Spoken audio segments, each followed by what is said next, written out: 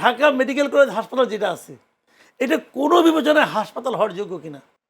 আচ্ছা, ধন্যবাদ। আমরা আসতেছি আপনার কাছে। যে দুটো বিষয় উনি বললেন, আমি আপনাকে যখন পরিচয় করিয়ে দিই আমাদের দর্শকের কাছে বলেছিলাম যে নাগরিকরা আসলে এমন একটা জায়গায় আছে, আমরা আসলে অনেক জায়গায় কথা বলতে পারি না, আমরা চিৎকার করতে পারি রাস্তায়, কিন্তু নাগরিকের আসলে করণীয় কি? এই যে ধরেন দুটো বিষয় উনি বললেন, উনি তো এক্সপার্ট এটার, উনি বললেন উনি পরিদর্শনও করেছেন, একটা রিপোর্ট উনি জমা দিয়েছেন স্বাস্থ্য মন্ত্রণালয়ে, যে একটা ভায়োলেশন হচ্ছে ন্যাশনাল বিল্ডিং কোডের ভায়োলেশনটা ওনারা করেছেন। দ্বিতীয় যেটা করেছেন সেটা হচ্ছে যে ওনাদের ওই যে সার্টিফিকেট নাই, ফায়ারের সার্টিফিকেট নাই। দুর্ঘটনার মতো যে ফায়ারের সার্টিফিকেট না থাকলে যেটা হয়, ফায়ারের গাড়ি ঢুকতে পারে না, তো সেই কারণে সার্টিফিকেটটা দেওয়া হয় না, বা ফায়ার সার্টিফিকেট না, এটা বলে এনওসি বলে আর কি, উনি যেটা বললেন। এখন এই যে ওনারা ভায়োলেশন করলেন, ফায়ারের এনওসি নিলেন না, এই শক্তি আসলে কোথায় পেলেন? আরেকটা বিষয় হচ্ছে, এটা কি আসলে আমরা তো জানি যে একটা হসপিটালে এরকম হওয়ার কোনো সুযোগই নাই, এটা কিভাবে সম্ভব?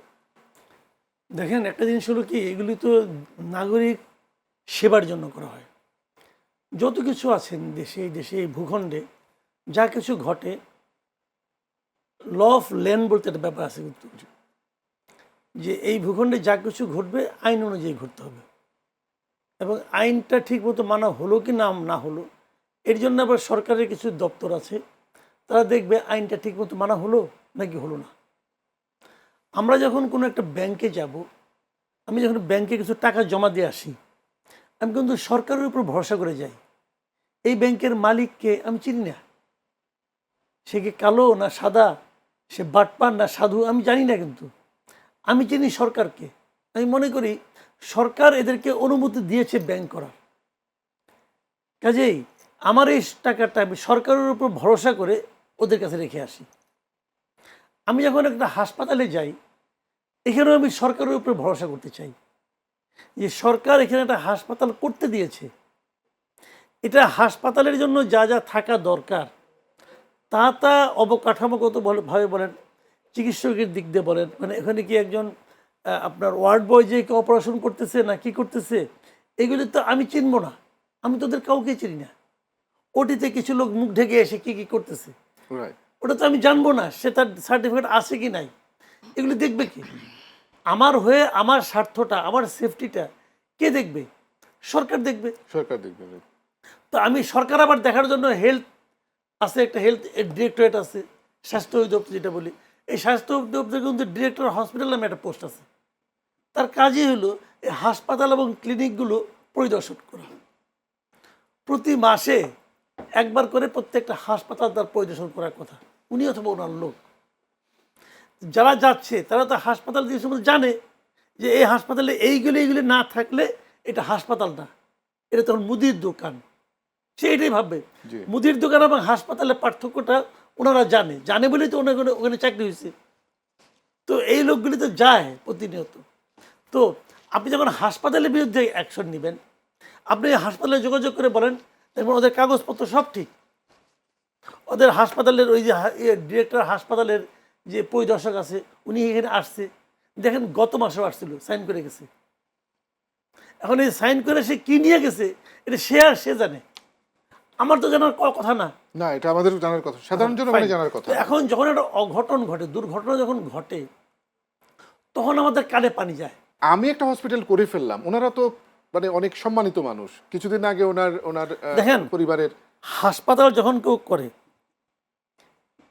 ওই আমরা ছোটবেলায় লিখতাম না এইম ইন লাইফ, ওই এইম ইন লাইফে কিন্তু 90% স্টুডেন্ট লিখতো সে ডাক্তার হবে, 90% লিখতো সে বড় হয়ে ডাক্তার হবে বা ইঞ্জিনিয়ার হবে। ইঞ্জিনিয়ার খুব কম লোক লিখতো, ডাক্তার লিখতো। ডাক্তার লেখার কারণ আছে, কারণটা হলো ডাক্তার সে কেন হতে চায় এটা ব্যাখ্যা করা যত সহজ, ইঞ্জিনিয়ার হওয়া অত সহজ না, ইঞ্জিনিয়ারের ব্যাখ্যাটা অনেক জটিল। কিন্তু ডাক্তার হওয়ার খুব এর মধ্যে মানবিক ব্যাপার আছে, গ্রামে যাবে, গরিব মানুষের চিকিৎসা করবে, মানে ব্যাপারই আলাদা, তাই না? এটা তো এম ইন লাইফ। ডাক্তারদের মতো, সরি ডাক্তাররা হয়তো শুনতেছেন এটা, কিন্তু আমি যদি কমনলি বলি, ওনাদের মতো চামার দ্বিতীয় কোনো শ্রেণী আছে পৃথিবীতে আমাদের দেশে? আছে রে ভাই, আছে। আপনি আমাকে বলেন যে মানে আমি কি বলবো, যে একজন রুগী যাচ্ছে বাংলাদেশে, একটা ওষুধ, আমি সিম্পলি একটা কথা বলি, একটা ওষুধ, সেই ওষুধের দাম 10 টাকাও আছে, আবার সেই একই কাজ করে সেই ওষুধের দাম 50 টাকাও আছে। আবার সে একই কাজ করে বিদেশি ওষুধ, ওই একই কাজ করে, একই জেনেরিক নেম সেম, তার দাম হয়তো মনে করেন 300 টাকাও আছে। ডাক্তার কখনো রুগীর দিকে তাকে ভাবে এই রুগীর ভাত খাওয়ার টাকা নাই, সামর্থ্য আছে সে 300 টাকা ওষুধ দিয়ে কীভাবে কিনবে? ভাবে না। ভাবে না কেন জানেন? ওই 300 টাকা বেচলে সে কমিশন পাবে। কারণ এই প্রেসক্রিপশন ওখানে বের হওয়ার সঙ্গে সঙ্গে ওখানে প্রত্যেকটা ওষুধ কোম্পানির এমআর দাঁড়ায় থাকে, ঝাঁপিয়ে পড়ে সবাই। ওরা এটা ছবি তুলে যে এই ডাক্তার সাহেব গত বছর আমি বিদেশ থেকে একটা সেমিনারে পাঠাইলাম, তার রুমের এসিটা আমি লাগাই দিছি, সে আমার কোম্পানির ওষুধ না লিখে অন্য কোম্পানির ওষুধ লিখতেছে। তো এই ডাক্তার হলো আমরা যে ছোটবেলায় দেখতাম না ফুটপাতে ডুগডুগে বেঁচে ওষুধ বেচে, রাইট, হ্যাঁ, ক্যাম্পাসের একদম হ্যাঁ ক্যানভাসার। তো আমাদের এই ডাক্তাররা হলো ওই ওষুধ কোম্পানির ক্যানভাসার। কথাটা শুনতে খারাপ শোনা যায়, বাট দিস ইজ রিয়েলিটি। এখন যখন আপনি হাসপাতাল করেন, হাসপাতালে আপনি কী করেন? হাসপাতালের অবকাঠামো কে আছে না, যে কেউ দেখতে আসে না। তার লক্ষ্য থাকে বাজারে সবচেয়ে চালু যে ডাক্তাররা আছে, যে ডাক্তারদের খুব প্রসার আছে, এরকম ডাক্তার সেখানে কয়টা আনতে পারে? একটা ডাক্তার একটা হাসপাতাল চালায়, রাইট, ওই যে প্রভাব, যাদের প্রভাব আছে একটা ডাক্তার জি, সে হাসপাতাল চালায়, তার প্রসার বেশি, প্রসার বেশি। সে একটা হাসপাতালের দায়িত্ব নিয়ে নেয় যে তোমার হাসপাতালে বেড আছে 50টা অথবা 100টা, তার মধ্যে 30টা বেড আমি তোমাকে ডেইলি রুগী দেবো। সে দায়িত্ব নিয়ে নেয় এবং ওই 30টা বেডের রুগী থেকে সে শেয়ার নেয়। কিন্তু তাই বলে মাসুদ ভাই, এটা কি সম্ভব যে আমরা গণমাধ্যমে দেখলাম যে ওনারা সাংবাদিককে পেটাচ্ছে? তো এইটা কেমন কথা যে এটা এটা এটা হলো গাইড বিষয়। এটা পেটাচ্ছে কেন? এই মানুষ যোগটা কখন পেটায় কোত্থেকে জানেন? আসে এটা? কখন পেটায়? দুইটার সময় পেটায়। একটা সময় হলো গিয়া যখন নাকি তার কোনো আত্মপক্ষ সমর্থনে কিছু না থাকে, তখন পেটায় যে আমি তো প্রশ্ন করলে তো উত্তর দিতে পারবো না।